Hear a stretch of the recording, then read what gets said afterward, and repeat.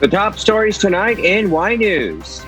U.S. President Joe Biden vows to hunt down the attackers of twin explosions at the Kabul airport that killed 13 American soldiers. The Department of Health asks for additional funds for more healthcare workers entitled to receive special risk allowances.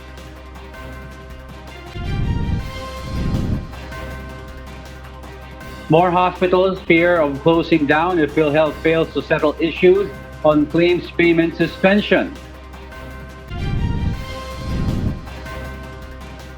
The Philippine Supreme Court will not announce the traditional bar top-notchers for the 2020-2021 bar exams. COMELEC allows walk-ins for voter registration in malls to help achieve the goal of registering as many citizens as possible.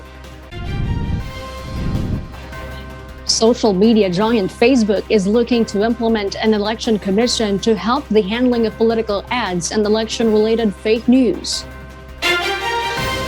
Good evening, Philippines and the world. We are now reporting live from Quezon City. Today is Friday, August 27, 2021. I am Harleen Delgado. Join us in the next hour as we deliver today's top stories around the country and in other parts of the world. I'm Angelo Castro III. We are also seen in 1,935 satellite monitoring centers nationwide and via live streaming worldwide through the UNTV News and Rescue social media accounts and our website, untvweb.com. I am William Theo. First in the news. Health Secretary Francisco Duque III is willing to step down from his post when the time comes that he needs to. He said this during the third Senate Blue Ribbon Committee hearing on the deficiencies found by Commission on Audit or COA on the Health Department's use of COVID-19 funds. After Senator Christopher Bongo advised Duque to make the supreme sacrifice when the right time comes. Importante, lumabas po kayo ng malinis, lumabas ka ng malinis, mahal ka ng Pangulo at pinaglalaban ka niya. Alam ko, mahal mo rin ang Pangulo. Desisyon mo na yan pagdating ng panahon. But my advice is make the supreme sacrifice. Alang-alang na lang sa mga kababayan nating Pilipinos. According to Duque, he just wants to clear and address the issues surrounding the COA findings and for the country to reach herd immunity. If the time comes when I need to resign, I will. I mean, there's no problem with me, Mr. Chairman. So what is important is we clear all of these findings of purported deficiencies, and we will address them squarely with all my DOH team. Meanwhile, some senators questioned former Budget Undersecretary and ex-head of Procurement Service Christopher Lloyd Lau for awarding 8.6 billion pesos worth of contract for the purchase of medical supplies to a dubious company called formerly Pharmaceutical Corporation. Senate Minority Leader Franklin Drilon said the contractors used a fake address in its documents and was only incorporated in 2019 when it got the multi-billion contract in 2020. The lawmakers believe Lau lacked due diligence in awarding the contract. Lau defended that the company offered the lowest bidding price. However, he admitted that he failed to look into other documents about the company.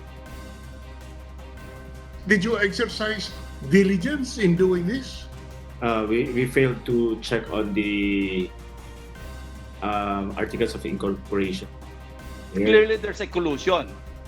How can you award billions of pesos worth of contracts to non-existent na addresses? We were contacting through embassies, to ambassadors, special envoys.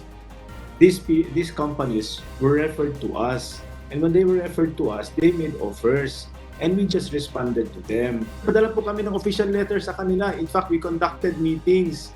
We were trying our best to get suppliers. It's all on record. It's not that we choose them. Meanwhile, the senators also defended the investigations being conducted in the upper chamber after President Rodrigo Duterte claimed that some senators are just posturing and that their inquiries led to nothing. Senate Blue Ribbon Committee Chairperson Richard Gordon recalled how the investigations initiated by the committee helped in the prosecution and removal of corrupt officials in the government. Mr. President, konting respeto rin naman po. We respect you, I respect you, because you're the President of the Philippines. I always respect the title, Mr. President, and the man.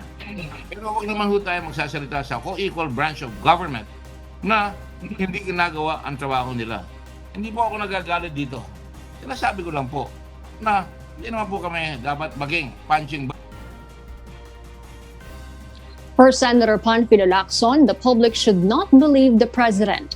Lacson tells the president to read the separation of powers of the three branches of government before meddling with the Senate's affairs. Lacson adds the president often clears high-ranking officials who are being the subjects of their investigation instead of filing cases against them.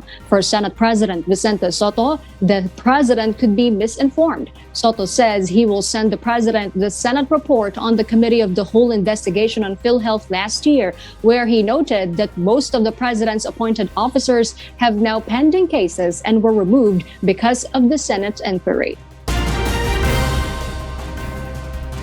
In other news, the faction of Partido Demokratiko Pilipino Lakas ng Bayan or PDP-Laban President Energy Secretary Alfonso Cusi does not see a face-off happening between Davao City Mayor Sara Duterte and the ruling party standard bearer in the coming 2022 national elections. Nel Maribuhok will tell us why.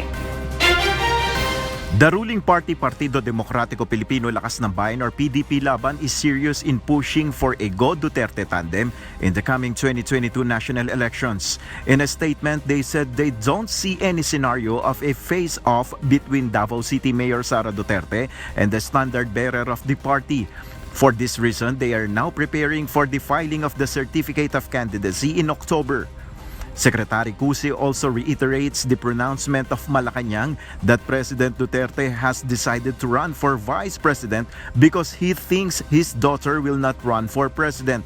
But former Camarines Sur Representative Rolando Andaya Jr. has its own prediction about President Duterte's decision to run. Magaling na politiko to si presidente natin, si Presidente Digong. Tatanggapin niya yan pagka-vice president. Alam mo bakit? Kasi walang papalag na vice president candidate sa kanya. Walang papalag yan. Ang gusto niya mangyari, pagdating ng oras at nag-decide na talaga si Sara on her own, na walang pilitan, she decides on her own, the next question will be, sino running mate mo? Ang sasabihin ni Digong niyan, atras ako, pumili ka kung sinong nasa puso mo para hindi mangyari sa akin. Ang magiging kapartner mo, ikaw mismo ang pumili at hindi pinilit lang sa'yo.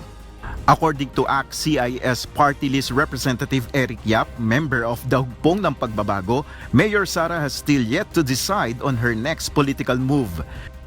Para sa akin po kasi, pinipilit pa po namin si Mayor Inday to consider running for president. Kasi po si Mayor Inday, syempre, sinabi na rin niya na marami siyang mga factors na dapat i-consider. Number 1 is the family, number 2 is Davao City, number 3 is the pandemic. Nel Maribuhok, UNTV News and Rescue. We serve the people, we give glory to God. Meanwhile, the Commission on Elections, or COMELEC, opens more satellite voter registration in a leading mall chain across the country. It allows a voter registrant to walk in with the required documents. Asher Kadapan Jr. tells us why live. Yes, Asher, good evening. Why does COMELEC allow walk-in registrants? Well, Commission on Elections spokesperson James Jimenez explains that the idea of establishing satellite voter registration in malls is to make the process convenient. Hence, walk-in registrants are allowed to encourage more citizens to register for the 2023 national elections. This as COMELEC find ways to serve last-minute voter registrants before the deadline of registration on September 30, 2021. As of today, there are already satellite voter registration in 150 mall branches nationwide. Their operation hours in malls, however, will depend on the decision of the local election officer assigned in the area. Management of corresponding malls, on the other hand, give their commitment to accommodate as much registrants as possible within the mall hours based on the restrictions related to community quarantine implementation. Jimenez, however, reminds registrants to bring with them a completely filled out registration form that may be downloaded from COMELEC's website that is also provided in their social media account. Registrants should also have with them a copy of any valid ID with home address. COMELEC also reiterated that COMELEC offices remains closed in areas under enhanced community quarantine and modified ECQ. Based on COMELEC's data, there are already 61 million voters who have registered for the 2023 polls. Will? Yes, thank you. Asher Kadapan Jr. reporting live.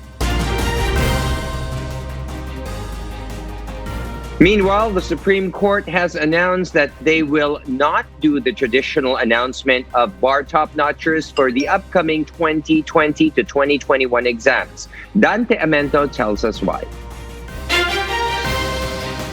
Yes, Dante, good evening.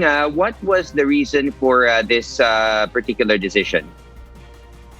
Yes, Sir William. Bar Chairperson Associate Justice Marvick Leonin says this is to enable a more reasonable approach in appraising and reporting on bar examination performance.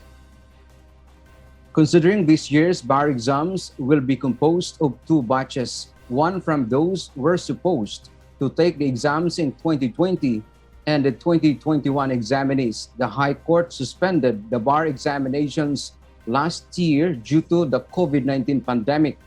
Justice Leonin added the non-recognition of the 10 bar top-notchers will only be temporary. The Supreme Court will recognize examinees who will get a total weighted score of 85% and above for exemplary performance instead, and their names will also be made publicly available simultaneous with the list passers.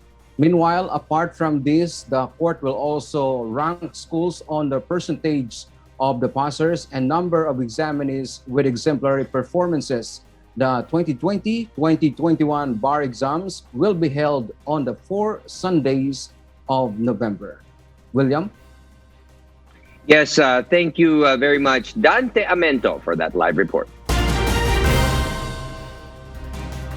Amid surging COVID-19 cases in the country due to the more transmissible Delta variant, President Rodrigo Duterte defends the White Sand Project along a portion of Manila Bay.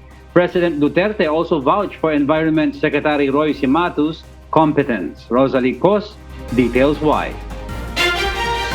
President Rodrigo Duterte has vouched for the efforts of Environment Secretary Roy Cimatu in rehabilitating Manila Bay, particularly the overlaying of crushed dolomite sand along its shoreline.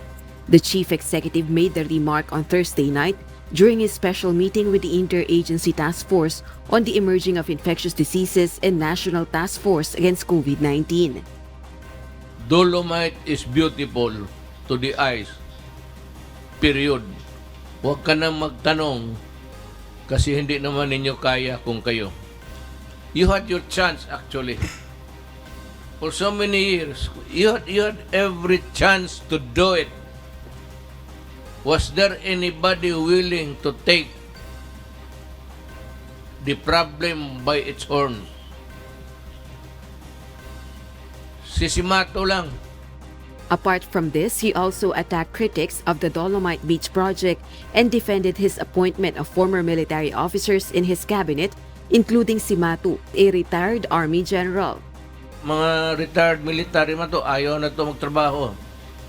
Pinipilit ko lang. Were it not for the fact na kaibigan ko talaga sila nung na-assign sila sa Davao. Nakaibigan ko si... Kaya may tiwala ako. Lahat yung kaharap ko na military, puro ko kaibigan yan. Hindi lang yan basta kinuha ko, kilala ko. I can vouch for their honesty and industry. Military, walang, hindi yan pwede utusan mo mag-upo lang. The White Sand Project is part of the massive Manila Bay cleanup and rehabilitation project of the government amounting to 389 million pesos. Rosa Licoz, UNTV News and Rescue. We serve the people, we give glory to God. For those watching our 24/7 live streaming on YouTube, please click the subscribe button you see on your screen and ring the bell for notifications. You may also follow us on Facebook. The Alliance of Health Workers is threatening to push through with their plan to stage a mass protest next month. Meanwhile, the Department of Health has asked the Budget Department for additional funding. JP Nunez will tell us why. Additional 17,670 healthcare workers have submitted requirements to avail of the Special Risk Allowance or SRA given by the government.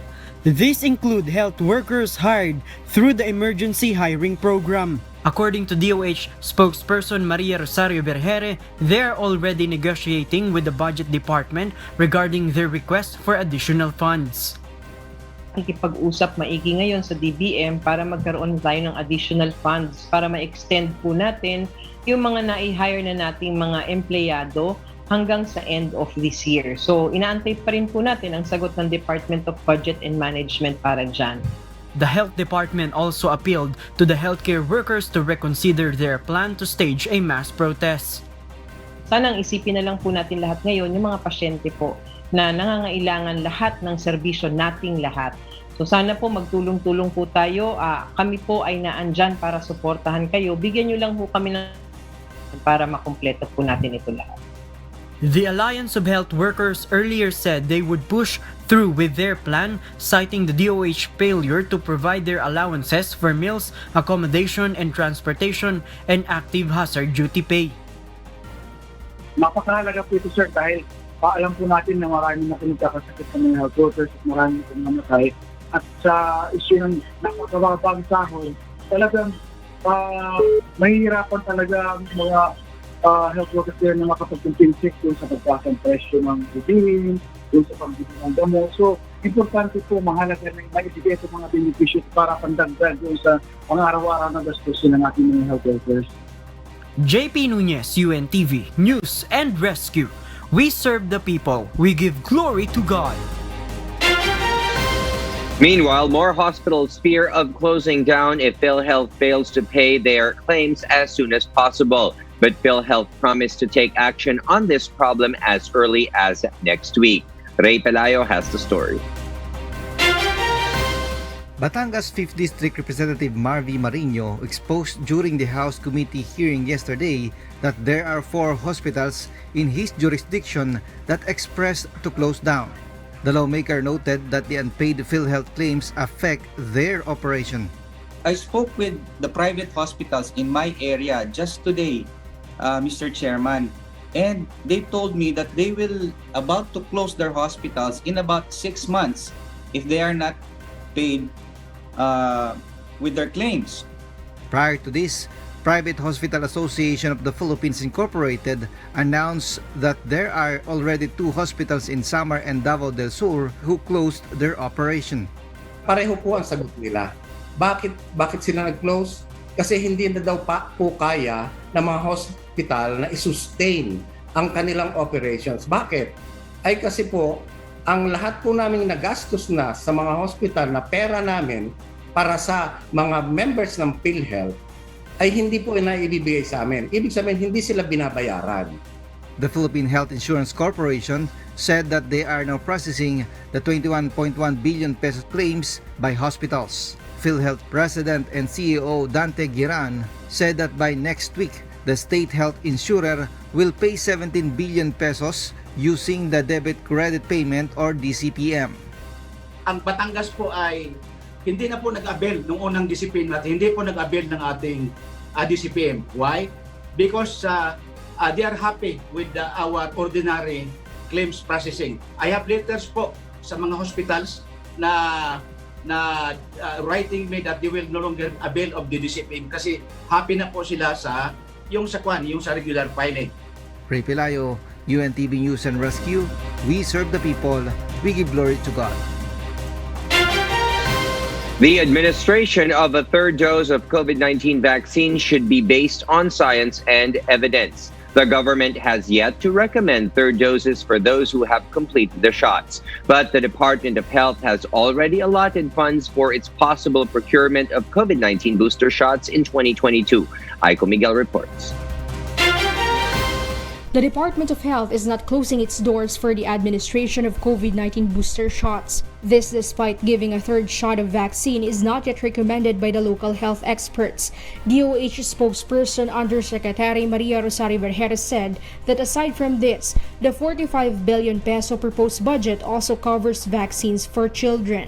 Kasi nung nagplano kami, aside from booster shots, nilagay na namin yung vaccines for children, nilagay na namin yung mga magsi-spill over na hindi makaka-second dose by 2022 nilagay din natin. So marami tayong nilagay na konsiderasyon and nilagay din namin dyan yung second type of vaccines. The Health Department also announced Friday that it is now closer to strengthening the country's biosurveillance capacity with the approval of the 295.7 million peso budget for the expansion of the UPPGC in Visayas and Mindanao. With the expansion in these two regions, there will be more than 2,000 samples that can be sequenced in the coming months. Na-download natin ang pera last week. Ngayong linggo po, nagkakaroon ng training ang mga tauhan Visayas and UP Mindanao. Hopefully, in about 1 to 1.5 months, sana po makakapag-umpisa na po tayo.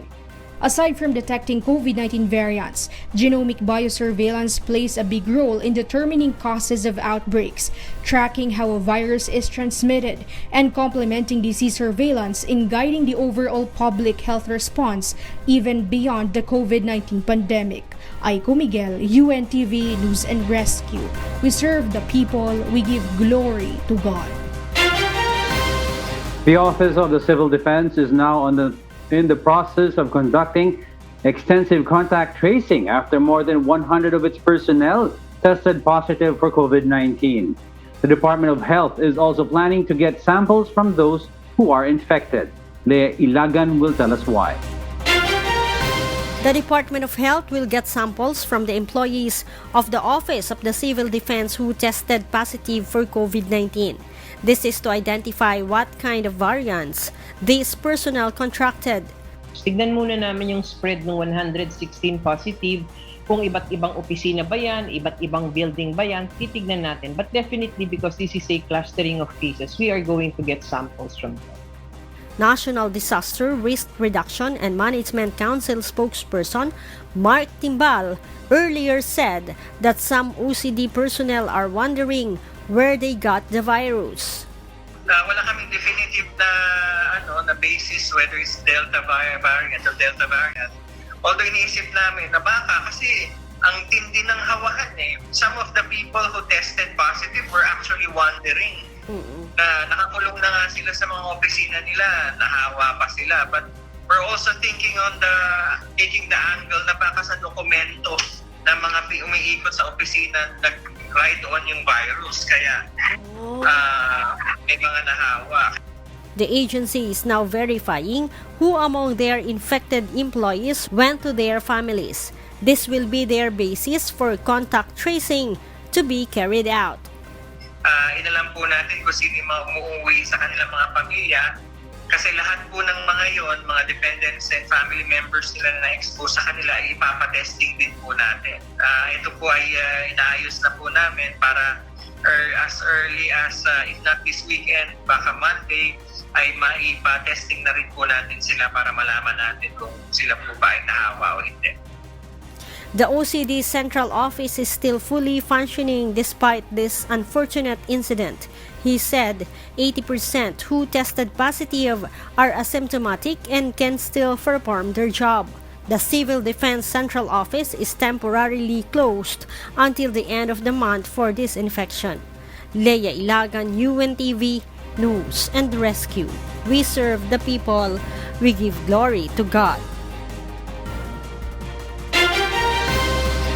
Department of Information and Communication is set to launch next month a unified COVID-19 digital vaccination certificate. But the DICT clarified that what would be is just a dry run which will last for a few weeks. Nel Maribuhok details why. The vaccine certificate system may face challenges once it is launched in September. Flooding of data from different local government units would be one of them. DICT Undersecretary Emmanuel Ray Caintic says this will be critical in the issuance of VaxCert. That is why they are working non-stop to make sure these potential problems will be addressed as soon as possible. Ang pinaka-critical na nakikita namin yung data readiness. Kasi depende, ang system could work, pero pag wala ka doon, it creates the impression na hindi gumagana ang system. Hindi naman maintindihan na common man yun eh.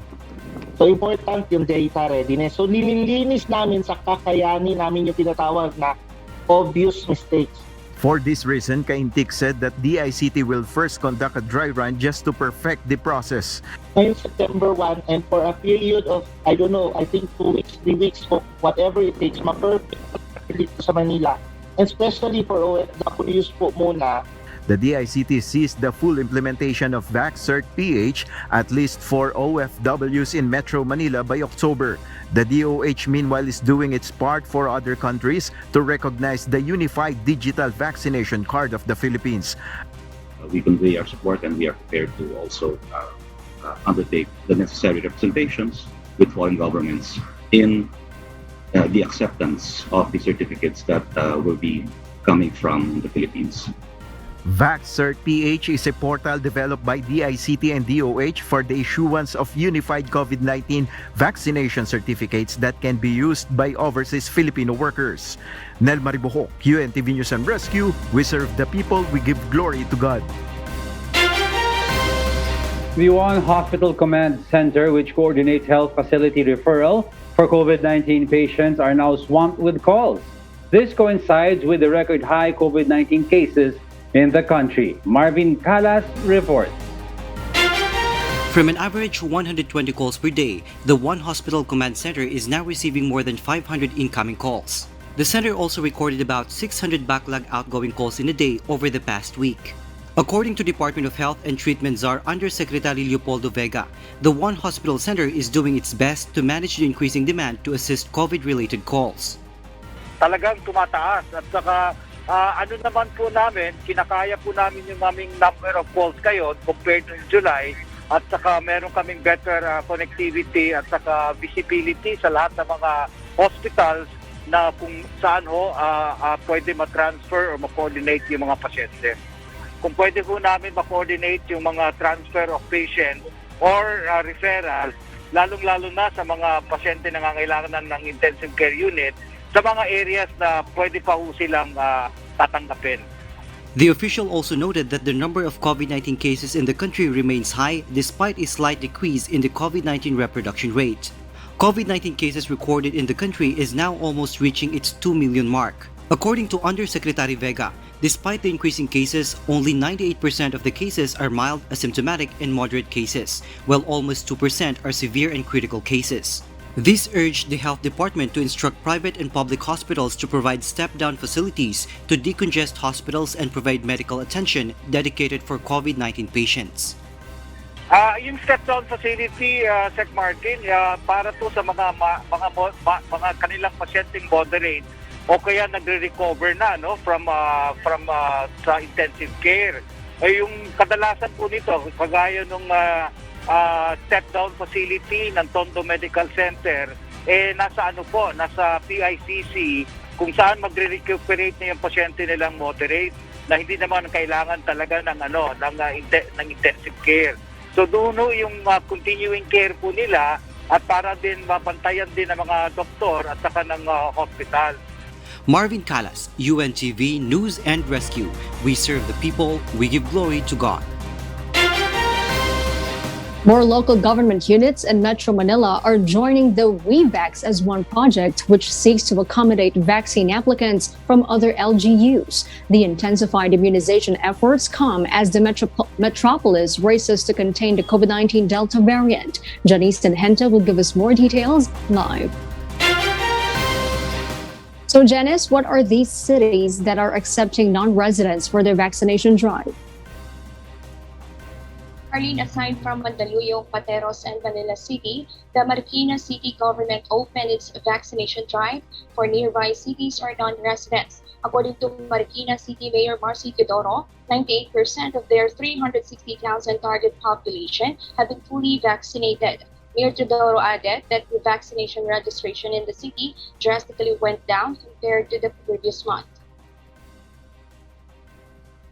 Meron tayong capacity na 10,000 to 15,000 na individuals na po pwedeng mabakunahan araw-araw sa Marikina. Sa ngayon, ang nag-online registration na lang sa Marikina o sa mga residente nito ay around 2,000, 3,000 a day na lamang. Malaki na yung nalibre dun sa capacity at pwede na magbakuna ng mga taga-ibang lugar. Earlier, over 1,000 residents from San Mateo Rizal were accepted in the city for vaccination. May kakayahan na tayo na tumulong sa mga katabing lungsod para makabuo naman ng population protection o herd immunity dun sa nearby areas. Nakikita natin para totoong maging ligtas tayo laban sa COVID-19, kailangan, hindi pwedeng isipin lang natin yung naninirahan sa Marikina, kundi isipin natin ang buong populasyon na nagsasama-sama. Walk-ins are still not allowed and non-residents should pre-register at the vaccination portal of Marikina. Upon confirmation in the vaccination schedule, non-residents should bring a valid ID that indicates their address. Applicants are advised to bring a ball pen, face shield, and face mask. Arlene?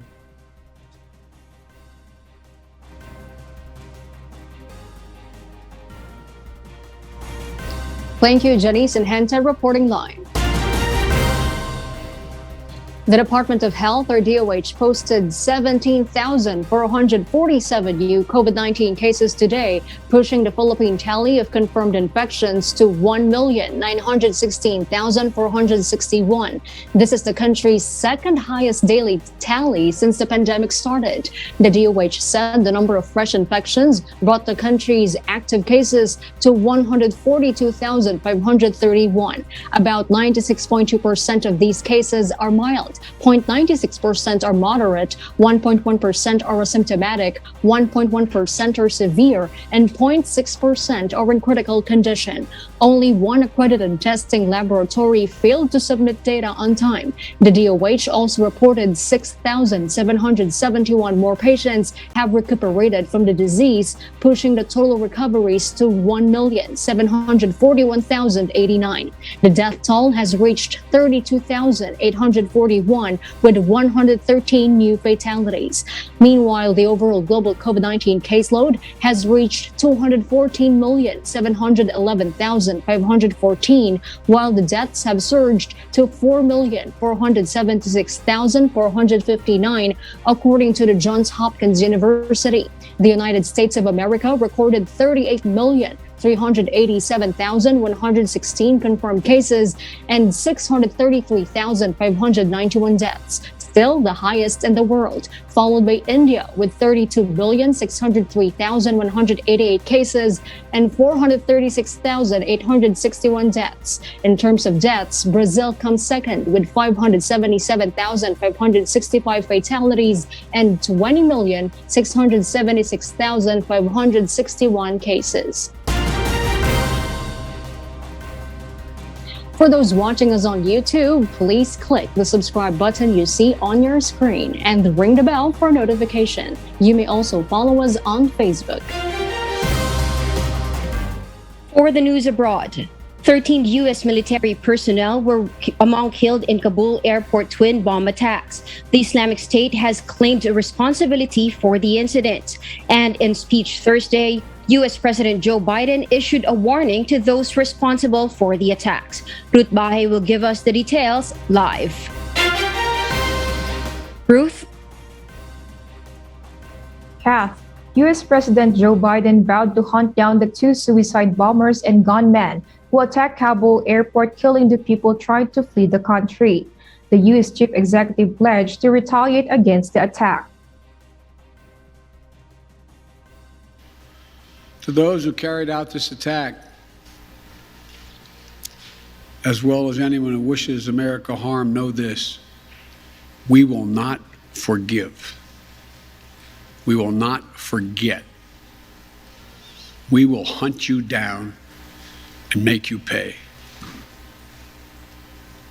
I will defend our interests and our people with every measure at my command. Biden also promised to carry on with the evacuation mission as thousands and thousands of Afghans struggle to get out of Kabul, including Americans. And our commanders on the ground throughout the day, they made it clear that we can and we must complete this mission, and we will. And that's what I've ordered them to do. We will not be deterred by terrorists. We will not let them stop our mission. We will continue the evacuation. According to reports, at least 85 individuals died and 140 wounded.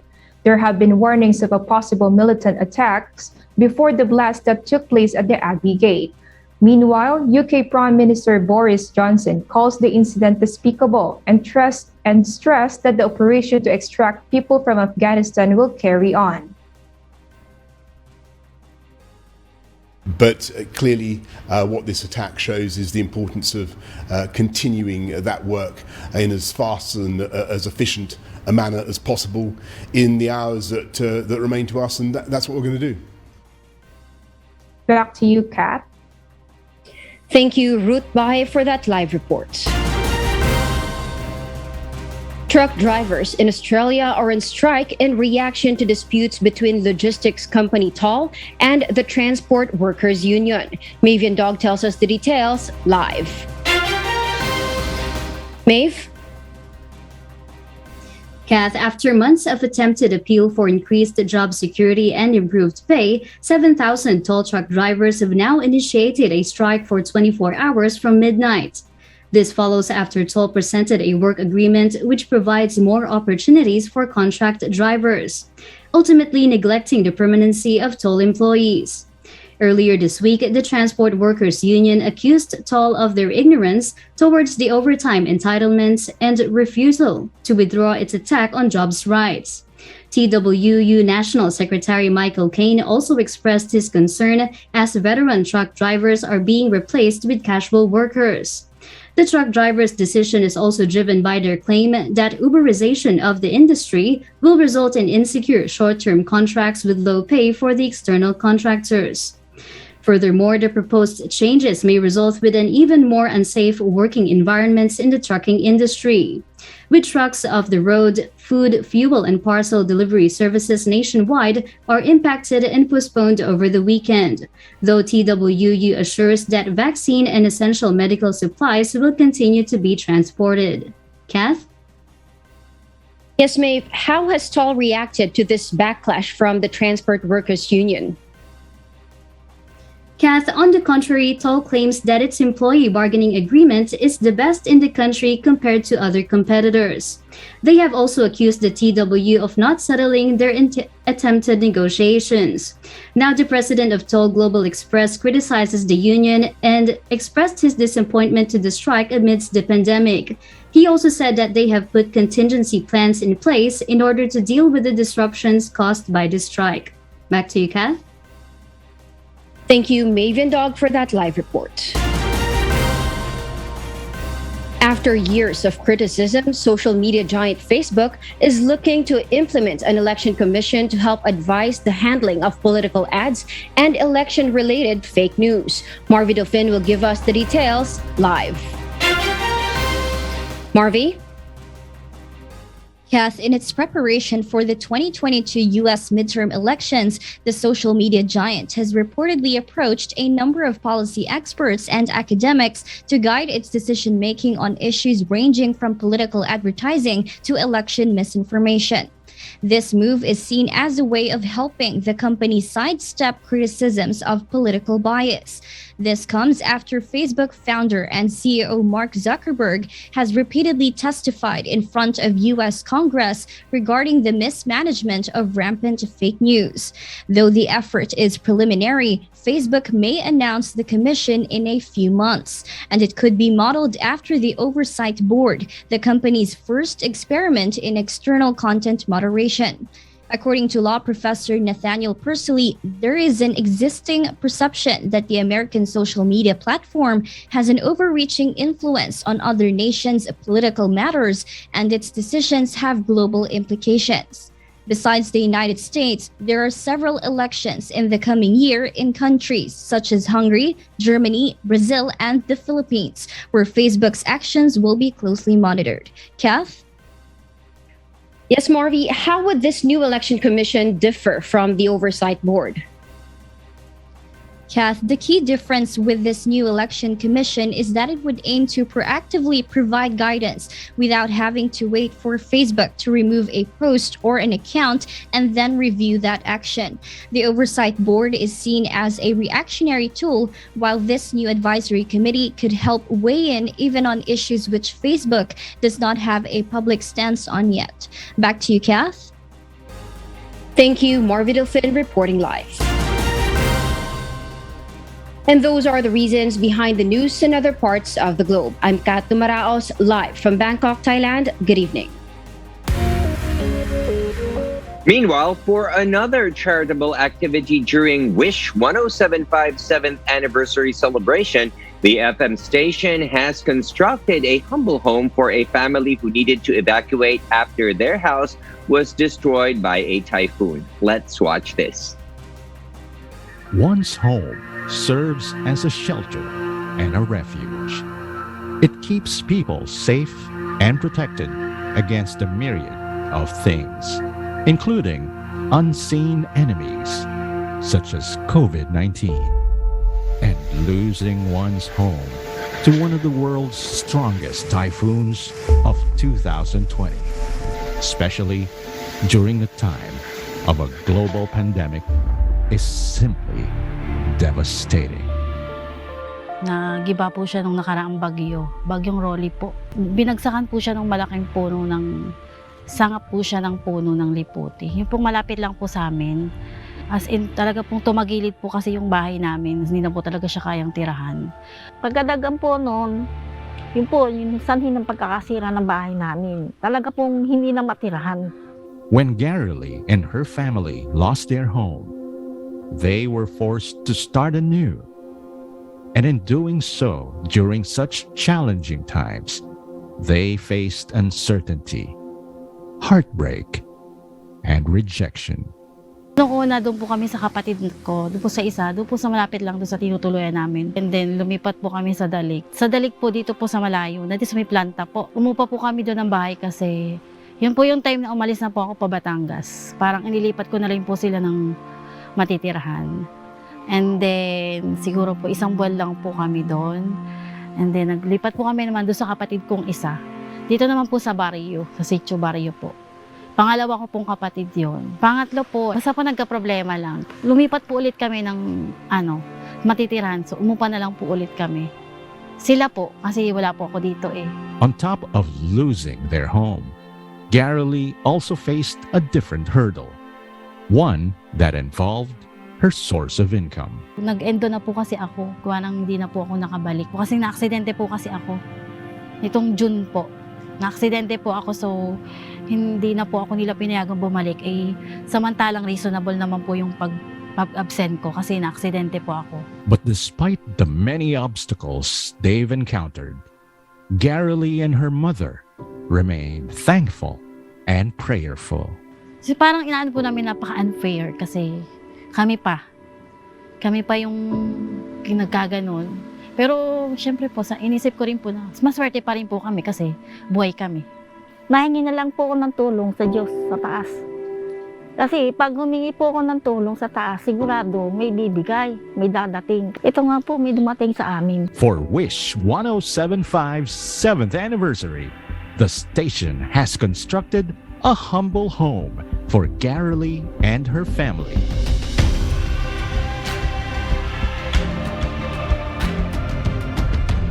Nagpapasalamat po kami syempre po sa itaas, sa mga bumubuo po ng Wish at saka po yung mga tumulong para matapos tong bahay ng mabilis.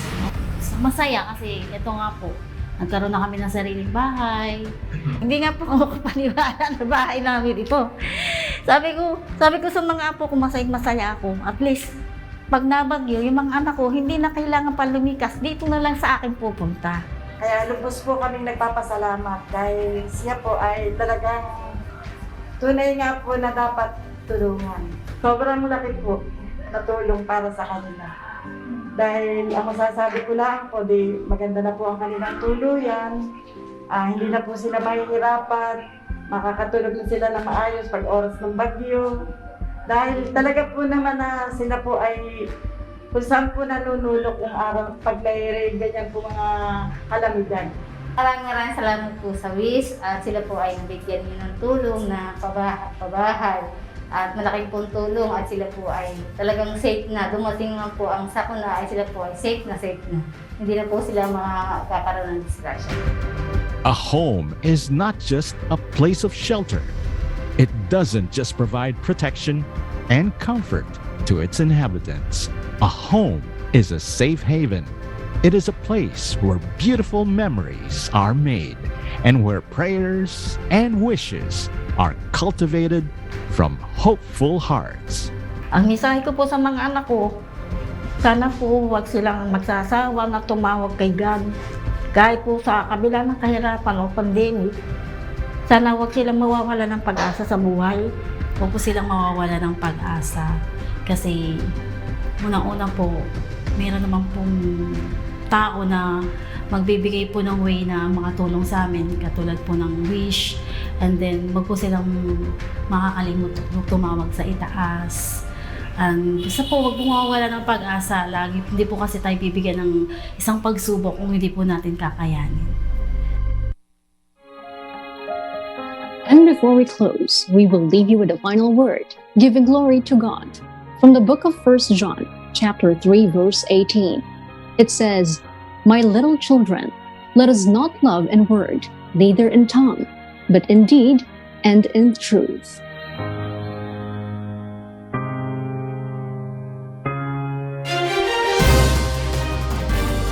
And those are the reasons behind the news August 27, 2021. I am Herlene Delgado.